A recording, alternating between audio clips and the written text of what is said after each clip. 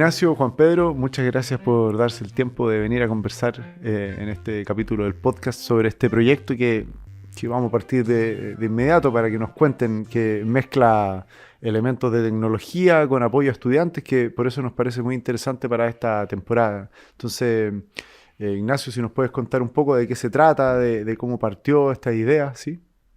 Bueno, esta idea partió el año pasado.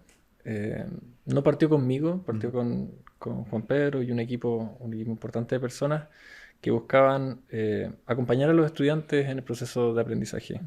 Yo me incorporé este año y la idea ha continuado. La idea es, durante el semestre, evaluar a los estudiantes de una forma, no evaluarlos con pruebas, sino que evaluar su desempeño y cómo ellos abordan el proceso de aprender, el proceso de llevar un curso de forma satisfactoria.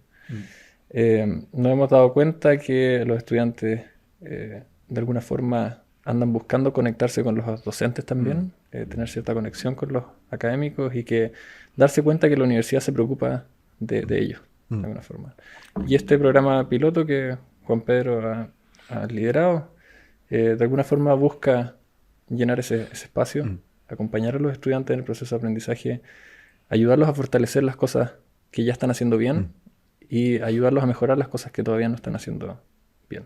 Correcto. Y quizás Juan Pedro puede comentar más sobre los orígenes de esto, Claro. de este programa. Estamos hablando de los programas de física de los primeros años de la facultad, de nuestra facultad de ingeniería, ¿cierto? Y bueno, también post pandemia, ¿no? Porque, digamos, el año pasado estábamos recién volviendo como con todas las de la ley a la facultad, ¿cierto? Un poco eso, ahí se sitúa, ¿no? Mira, o sea, de hecho, en el origen es más arriba todavía. Ah, mira. Sí, de hecho, esto partió como una iniciativa asociada a un núcleo milenio de educación superior. Ah, fantástico. Sí, y lo que ellos partieron desarrollando tenía que ver con hacer semillas de estos sistemas de retroalimentación en varias instituciones de educación superior. Y en eso, en una cooperación, nosotros, con una serie de modificaciones importantes para que se adapte a nuestra cultura, por supuesto, Claro. nos inspiramos en eso y lo trajimos para acá. Pero entonces es eso, o sea, es como casi que, como tú dices, a raíz de la pandemia y todo, pero no es una mirada mucho más, incluso se podría decir, no sé si nacional a esta altura, pero sí que involucre varias instituciones. Claro, más transversal. Más transversal, Sí, perfecto, claro. comprendo. Y en eso, claro, pues justamente la pregunta era como, bueno, si lo vamos a traer a nuestra facultad, ¿cuál es el sello que le vamos a dar? Y ahí nosotros vimos que habían dos grandes como líneas que se pueden desarrollar. Una que tiene que ver con el interiorizarse en cómo es la cultura dentro de nuestra facultad. Y empezar a conocer, no sé, que existe un área que se llama calidad de vida, un área que se llama unidad de bienestar. O sea, cosas que cuando uno ingresa a la universidad serían de mucha ayuda. Claro, no son obvias. Y no son obvias, a pesar de que, o sea, la subdirección de asuntos estudiantiles hace mucho trabajo para acercarlo y todo, pero bueno, sabemos que a veces a los estudiantes no les llega tan fácilmente la información. Sí, por supuesto, o sea, el tránsito natural de un colegio, una escuela que es pequeña, que hay un puñado de profesores, profesoras, incluso los colegios más grandes, tienen una ¿cómo se llama? Una organización de departamentos y qué sé yo, que es bastante más pequeña que una universidad o una facultad, que tiene un montón de cosas que no es fácil navegar para nuestros estudiantes. Claro, entonces esa era una línea y la otra era cómo los ayudamos a introducirse más en la parte de los estudios. En los contenidos y cursos. Y en eso creímos en su momento que física era un súper buen espacio, dada la estructura que tiene, una serie de cosas técnicas, y en eso el departamento estuvo muy abierto a participar. Ignacio, desde el punto de vista ya como yendo a la parte de contenidos y habilidades que se espera que nuestros estudiantes desarrollen en los primeros cursos de física, ¿cierto? Hay siempre necesidades que están latentes, ¿cierto? De contenidos que son más difíciles o habilidades que quizás son más complejas, y particularmente en estos tiempos que el aprendizaje online dentro de los colegios no es claro que haya tenido la profundidad que estábamos acostumbrados en el momento presencial.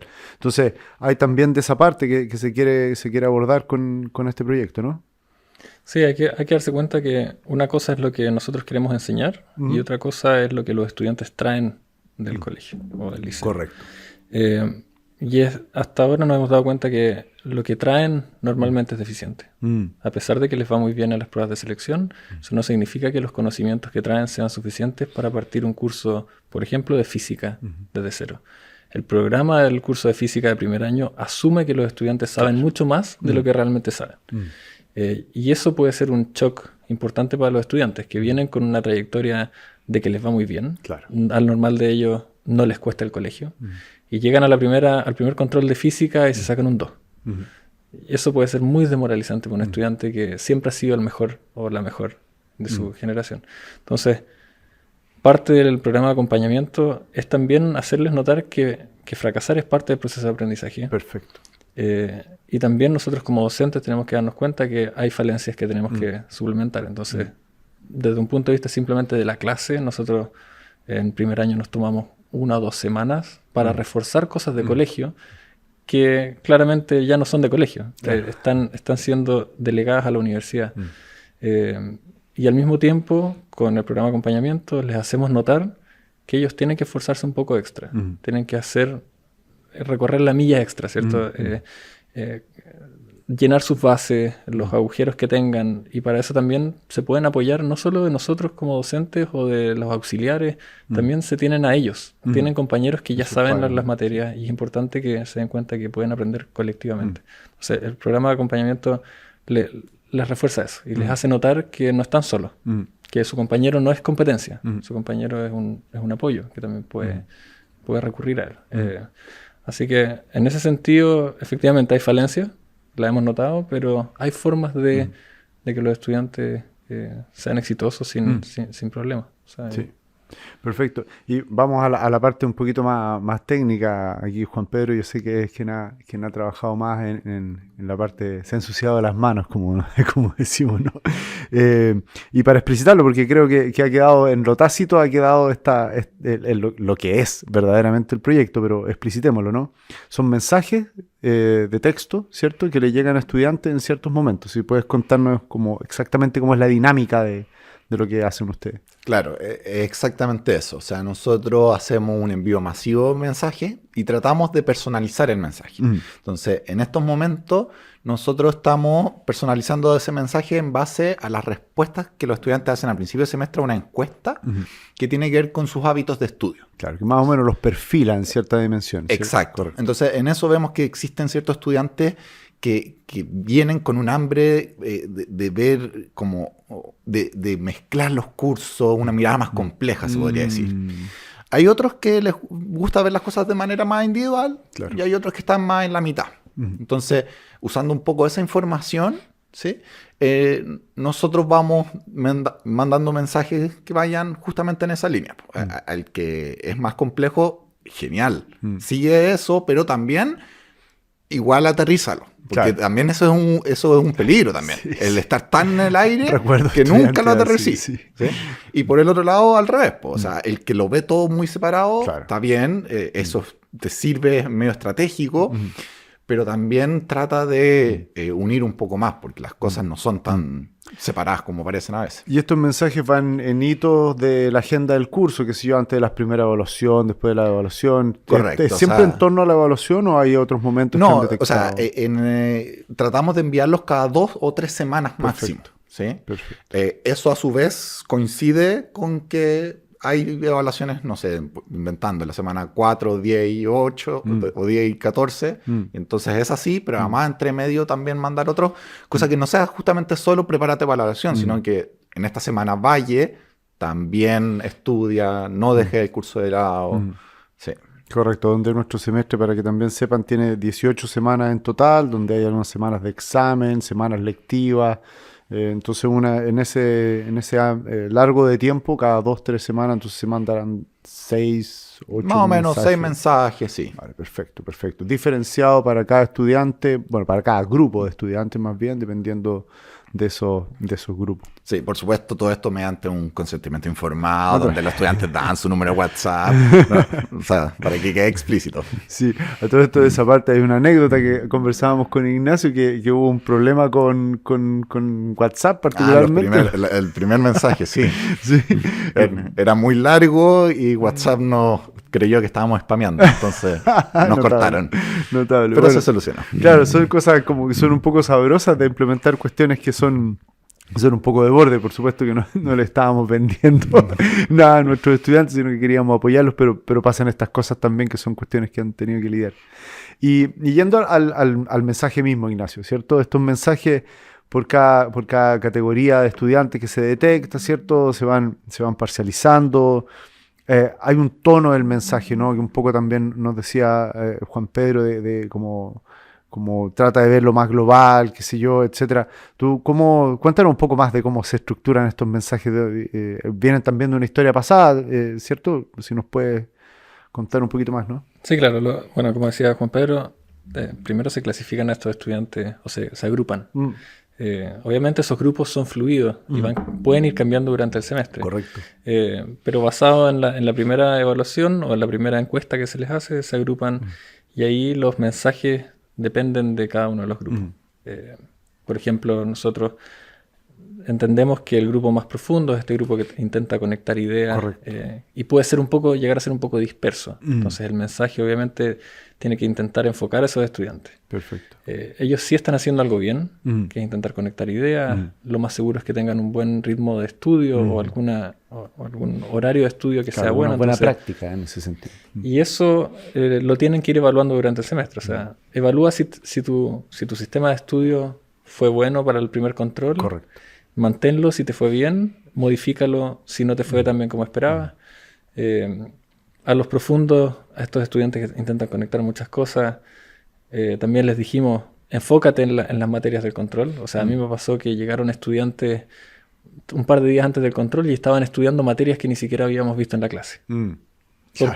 ¿Por qué en años anteriores entró? Entonces, ¿por qué ahora no habría de entrar? Entonces, esos estudiantes hay que enfocarlos un poco, darles ayuda, a pesar de que es una actitud o una mentalidad muy, muy buena, hay que acotarlo cuando llega la hora de los controles. Claro, sí. A los estudiantes que están en ese grupo menos profundo o un grupo intermedio, también hay que ellos tienen una estrategia, nosotros pensamos que son más estratégicos, no son tan dispersos, se enfocan en las materias que hay que estudiar para el control que toca, y de esa forma son eficientes. Entonces hay que también reforzarles que es bueno hacer así, pero que no olviden ir a clase. A pesar de que entiendan una materia, vayan a clase, o vayan al auxiliar, a pesar de que la entiendan, vayan. No dejen de lado eso. Y a los estudiantes que son aún menos superficiales, hay que reforzar el método de estudio. Claro. Recuerden hacerse un horario. Claro. Vayan a la universidad, identifiquen las salas. Eso se le dice a todos los estudiantes. Porque el primer año puede ser muy estresante. O sea, están en una institución que es bastante grande, con miles de estudiantes, literalmente, miles de estudiantes. Orden 6.000 estudiantes, tienen 1.000 compañeros. O sea, ellos en primer año tienen 1.000 compañeros y creen que todo es competencia. Claro. Pero no es así, ellos están compitiendo con ellos mismos. O sea, ellos tienen que aprender. Y eso por lo demás es algo que quizás ha cambiado en el tiempo. Es algo que he escuchado bastante en la facultad, de una sensación de competencia entre pares que no sé dónde viene, porque no veo que el estamento de profe motive competir con el de al lado. Es algo que ha cambiado un poco culturalmente, que es bien impresionante. Y claro, debe ser muy duro para quienes se enfrentan a la universidad con menos herramientas que otros. Sí, es verdad. Yo tiendo a culpar todo lo malo que nos está pasando ahora a las redes sociales.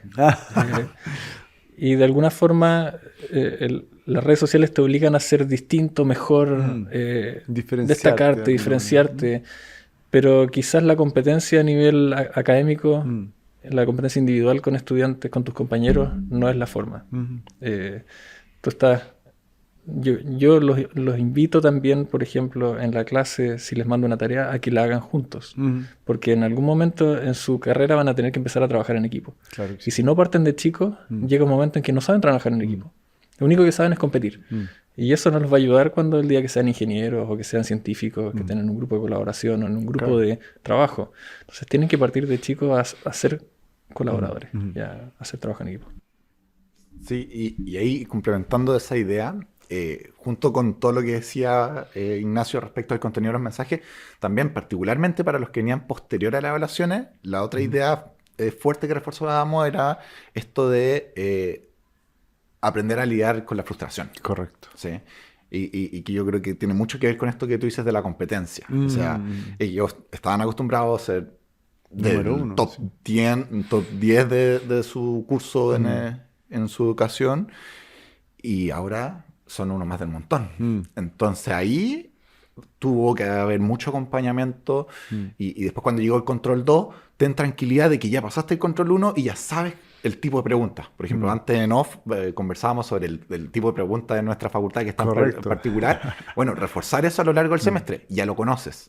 Ya tienes de dónde inspirarte. Ya. Y de hecho, esas es de las cosas que también más valoran los estudiantes al final de todo el proceso. Sí, son dos cosas que me llaman a la mente de lo que dices. Primero que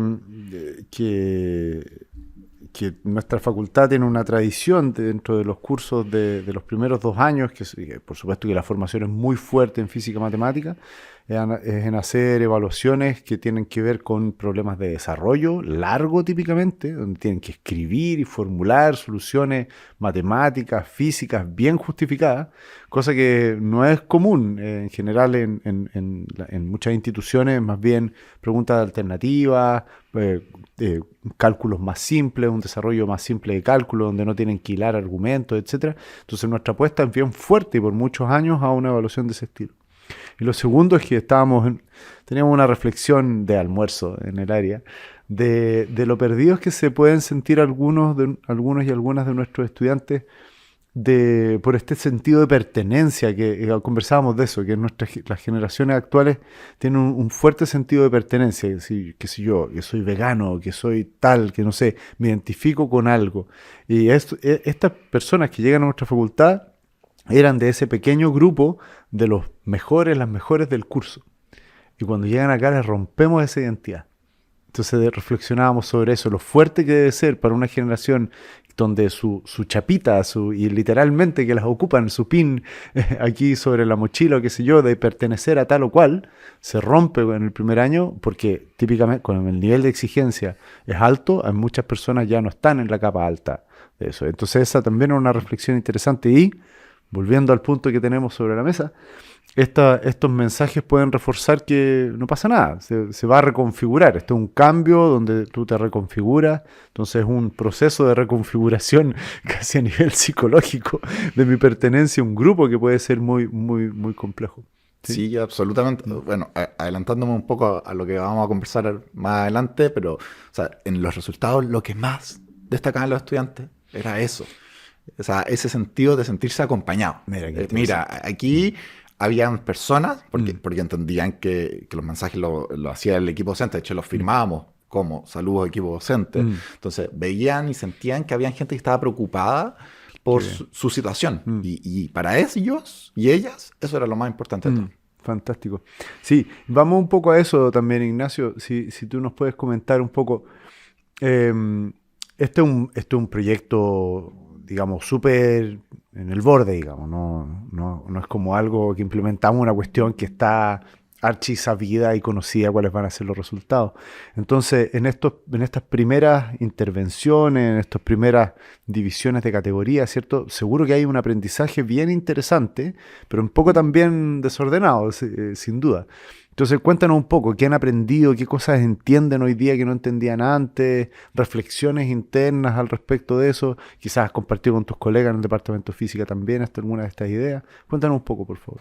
Sí, o sea, yo creo que una de las cosas que hemos aprendido es esa necesidad de ser acompañado. Que no necesariamente lo sabíamos antes. Correcto. Y que no todos los docentes lo aplican. Porque a mí me calzó muy bien el modo de trabajo de este proyecto piloto con cómo yo hago mis clases también. Por ejemplo, si mis estudiantes no van a clase o no están yendo a clase, yo les pregunto a los que sí van, ¿qué pasó? ¿Por qué no están viniendo a clase? No, es que tenemos una evaluación el sábado de otro curso, entonces no vamos a clase. Entonces, ¿yo qué hago? Yo ese día en la tarde les envío un mensaje. Sé que no fueron a clase porque tienen una evaluación. Ojalá les vaya bien. Y aquí tienen un video de la clase de hoy día. Fantástico, claro. Entonces, se complementa muy bien con lo que es el proyecto de acompañamiento. Claro. Que es justamente eso. Es darle a los estudiantes a entender que el equipo docente está preocupado de su desempeño, está preocupado, sabe que tienen más evaluaciones, saben que están en una semana difícil y que no les vamos a hacer un ejercicio extra si sabemos que tienen un control. Entonces yo creo que hemos aprendido que los estudiantes tienen una necesidad que quizás antes existía, pero no nos importaba. O sea, hace 10 años, cuando yo estudié, el acompañamiento no existía. Uno era un número y quizás el que lo necesitaba lo pasaba un poco peor. Pero no, la universidad no hacía nada por Sí, pero por también hay un fenómeno de tipo redes sociales, creo yo, porque lo hemos visto en el taller Dos Relojes, que tiene ese nombre, donde apoyamos a nuestros estudiantes de los primeros 2 años en física y matemática. Y este año empezamos una campaña muy fuerte de estar presente en Instagram. Y la percepción de los y las estudiantes es que está mejor organizado el taller hoy día. Y no hemos hecho ningún cambio desde el punto de vista de la gestión, de tutores, horarios. Eso está más o menos estable. Pero la presencia en mensajes y en redes sociales hace que la percepción de nuestros estudiantes cambie. Entonces, aquí voy. A que nos pasa en el equipo de la escuela una preocupación bien profunda por nuestros estudiantes. Hoy vamos a hacer esto y tenemos que reforzar acá. Pero en el hecho de no comunicarlo, parece que fuese invisible. Entonces, en esa cosa tan simple como decirle, sé que tienen una evaluación y les subo el video, decir eso es distinto a subir el video de la clase, lo pueden encontrar aquí, saludos. Yo suscribo a que entiendo y es una cosa de comunicar lo que uno podría hacer sin decir, por decirlo de alguna forma. Y ahí hay una clave, creo yo, por otras razones, creo que es una clave súper potente y hace mucho eco en las generaciones que estamos teniendo, ¿sí? Claro, sí, psicológicamente ellos entienden que uno sabe. O sea, al profe le importa mi situación. Correcto. Y solo para complementar, el otro punto que yo creo que sí aprendimos o estamos tratando de entender y aprender es la relación entre qué tipo de estudiantes son, claro, el nivel de profundidad y cómo les va. O sea, no necesariamente hay una correlación directa. Quizás Juan Pedro puede comentar más al respecto, pero son cosas que estamos empezando a entender de a poco. Correcto. Cómo se relaciona un estudiante en relación a su modo de estudio y cómo el estudiante afronta distintas asignaturas con cómo le va después en los controles. Eso también nos informa a nosotros como docentes cómo tenemos que evaluar. Claro. Y si es que en el futuro tenemos que modificar nuestra forma de evaluar. Sí. Así que... Claro, porque esto es una cosa que también lo hemos discutido en nuestra apuesta con controles de desarrollo y por supuesto es que la gente tome una profundidad grande con el conocer los temas, pero los datos no mienten. Sí, o sea, es que se suman muchas cosas. Sí, claro. Hay que considerar que particularmente el primer semestre, todos los sábados, sin excepción, tenéis una prueba y cada sábado es una prueba distinta. Entonces, al mismo tiempo que estoy pensando en física, tengo que estar pensando en cálculo y álgebra y así. Entonces, en ese sentido, claro, a uno puede comprender, más allá que no es lo que a uno le gustaría, pero puede comprender que, por ejemplo, un estudiante que es más estratégico en su estudio logra un mejor rendimiento que alguien que, como decíamos, tiene una mirada más compleja, claro, pero le cuesta aterrizar y entonces seguramente le cuesta también más compatibilizar el tener 5 cosas en las que estar pensando al mismo tiempo. Ocurren cosas así. También otras líneas que hemos ido empezando a entender un poco es cómo estos estudiantes responden a estímulos que hace el docente, particularmente vía cursos. ¿Sí? Ahí hemos visto que, por ejemplo, profesores que usan un curso de manera más interactiva, que les suben resúmenes, que suben los estudiantes que son más profundos, tienden a ser más receptivos y a verlos el día que los suben. En cambio, el superficial tiende a ser más de verlo para cuando estoy estudiando para el control.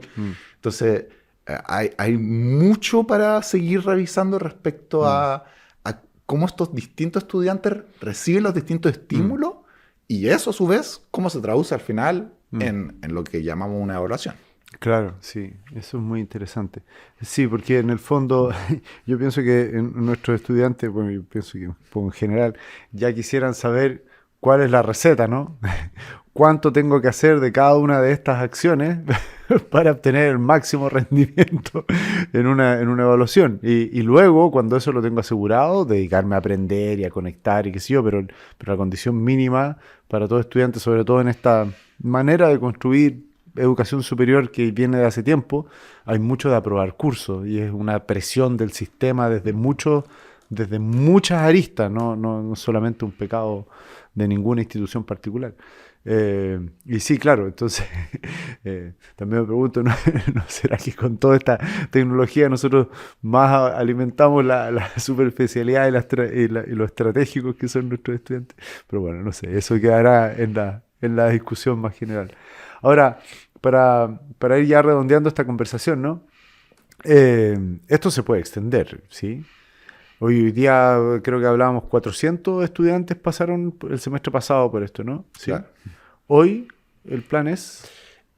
Mira, este semestre primavera vamos a tomárnoslo con calma para justamente tratar de analizar mejor los datos que ya tenemos y para tratar de entender estas relaciones que decíamos y pensar en un otoño 2024 donde estos mensajes quizás los podamos hacer de manera más personalizada aún. Porque ahora utilizamos estos perfiles que nos entregaba esta encuesta al principio del semestre. Correcto. Pero uno podría ir cambiando los perfiles a lo largo del semestre, mezclando con, como digo, la interacción con un curso, el rendimiento que estás sacando. Claro. Incluso por ahí soñábamos que quizás uno podría incluso tener información como de fuera del sistema, no sé, opiniones de los auxiliares respecto a si estos son estudiantes que participan en clases, esto no sé, o sea, uno podría soñar mucho porque al final esto de qué es ser un buen estudiante tiene muchísimas aristas, sí, entonces hay que revisarla. Pero el sistema está, o sea, si alguien quisiera utilizarlo, es fácil de extender, eso de todas maneras. Súper. Y Ignacio, también que ya algo lo comentaste antes, pero vamos a ver si hay más. De todo este piloto, ¿cierto? De todo lo hecho, hay ciertos aprendizajes que también se pueden transformar en consejos para otros profes, otras profes, ¿cierto? Si te atreves porque ya hubo un esbozo, ¿no? De preocuparse por los estudiantes, este mensaje, aquí tiene el video. Sí, bueno, es importante. Yo no tengo mucha experiencia siendo académico, estoy cumpliendo mi año, pero en este tiempo me he dado cuenta que hay que tener en presente que los estudiantes son personas. Son personas que vienen de ámbitos y colegios y liceos que son muy diversos, especialmente en esta universidad. Que a pesar de que dos estudiantes puedan ser profundos, pueden venir con bases muy distintas. Correcto. Puede haber un estudiante profundo que sea muy bueno, puede haber un estudiante profundo que le vaya muy mal, pero siga teniendo esa chispa de tratar de conectar cosas. Y es importante, cuando uno está haciendo la clase, darse cuenta que los estudiantes necesitan tener una conexión con su docente y necesitan poder conectar sus conocimientos con su vida cotidiana. Así que quizá la recomendación principal es tener en cuenta que están lidiando con personas como uno, que son más jóvenes nomás, es la única diferencia, que lo único que quieren es aprender, que se frustran cuando no les va bien, y hay que mantenerlos motivados de esa forma. A mí no me gusta tener que motivar. Yo creo que un estudiante tiene que ser automotivado. Si un estudiante quiso venir a la universidad es porque tiene un objetivo. Pero muchas veces ese objetivo fue entrar a la universidad. Pero no saben dónde quieren estar en 10 años. Claro.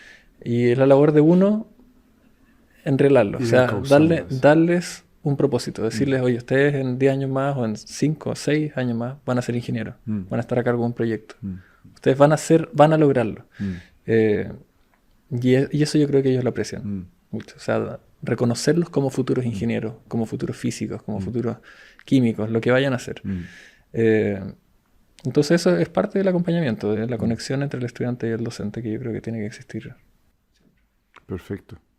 Sí, y solo para complementar un poco esta última idea que entregaba, que fue súper increíble el verlo en los datos. Quizás sonará medio obvio, pero que los estudiantes responden al estímulo que le entrega el docente. O sea, los estudiantes que tienen hambre de conocer, No es inocuo. cuando les toca a un docente que realmente les entrega esas oportunidades, como digo, simplemente haciendo un resumen, simplemente entregando, como decía Ignacio, un video, un pequeño gesto, esos estudiantes responden y se suben al carro, en tiempos que a uno le gusta. O sea, ¿qué mejor que pensar que si yo les subo un resumen hoy, lo empiezan a realizar desde el día 1 y no esperar para el último día? ¿Cachai? Entonces, eso, que responden, y que por el otro lado, para el docente, no siempre el perfil o el tipo de estudiante que a uno le gusta es el que mejor responde a nuestras evaluaciones. Entonces, eso también es como para tratar de sacar esta idea que creo que se está saliendo, pero falta para que se elimine completamente, de hoy si a un estudiante le fue mal es porque no está ni ahí, o porque... Claro. Y no, o sea... No es así. Sí. Hay muchos temas más detrás. Sí.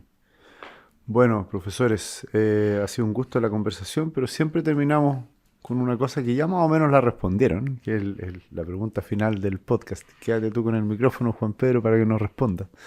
¿Cuál es, para ti, la función docente? Yo creo que hoy en día, con toda la diversidad de estudiantes que están entrando,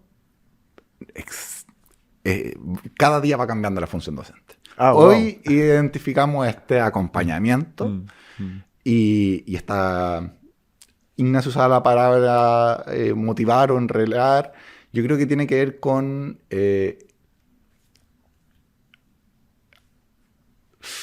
no me sale la palabra. Adaptarse, claro, tiene que ver con eso, tener una flexibilidad. Una flexibilidad, sí. Evolucionar. Y por supuesto que eso es complejo, necesita harto tiempo, pero yo creo que tratar de que el mundo, que los estudiantes se adapten a nuestra docencia, lo hace al menos difícil. Sí. Entonces yo creo que eso. La función docente tiene que ver con ser flexible y lograr adaptar a los distintos estudiantes que estamos recibiendo. Ignacio. Quizás mi respuesta es un poco más tradicional, pero yo creo que la labor del docente o la docencia es entregar valor agregado al conocimiento. Hoy día todos tenemos acceso a infinito conocimiento. O sea, uno abre el teléfono, computador, y uno puede acceder a las clases de Richard Feynman o quien sea, en cualquier lugar del mundo. Y nuestra labor al momento de entrar a la sala es tomar el conocimiento que está disponible y hacer algo distinto con él. Darle ese valor agregado, que el estudiante que se queda en la casa y no va a clase sienta que no es lo mismo si no va a clases que si va a clase. Y yo les digo eso desde el día 1 a mis estudiantes. El que viene a clases no le va a ir mejor porque yo los vea en la clase. O sea, yo no soy barrero, no les voy a poner más notas ni menos notas a los que vienen o a los que no vienen. Pero les aseguro que el que viene a clases le va a ser más fácil pasar el curso. Porque yo les estoy enseñando las cosas de una manera distinta. Les estoy dando un valor agregado a la información que ustedes ya tienen acceso a esa información. Pueden venir a la biblioteca, sacar un libro y la información va a estar ahí. Pero no se las van a estar explicando de la misma forma que yo. Y eso yo creo que los motiva un poquito a ir a clase. Porque esa es otra complicación que ni siquiera hemos abordado acá, que es la asistencia. Sí. Que estamos con problemas ahí. Es un gran tema. Pero yo he visto resultados. A mis estudiantes no dejan de ir a clase. Estamos con buena asistencia. Y creo que eso, dar valor agregado a la información que tenemos disponible. Fantástico. Ignacio, Juan Pedro, muchas gracias. Gracias.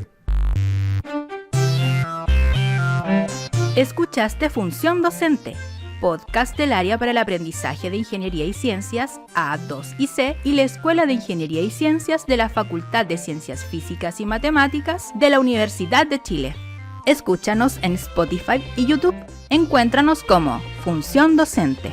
Recuerda seguirnos en nuestras redes sociales, Instagram, Facebook y Twitter. Encuéntranos como @escuela de pregrado-FCFM.